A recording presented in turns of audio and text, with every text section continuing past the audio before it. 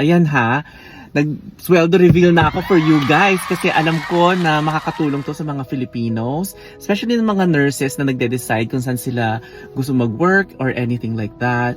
So, yan ang proof, yan ang receipts na mas mataas ang sweldo here sa California kesa sa New York City, pero mas mataas pa sa Bay Area. You can go to their websites and check out all the different hospitals. Marami pang hospital dyan, but for the sake of this video, I picked those 3 magnet hospitals. Usually those are the best hospitals in the country and for their particular cities. So I hope you guys enjoyed this video. Anong masasabi mo, Ali? Ay grabe, Angel, ganun pala.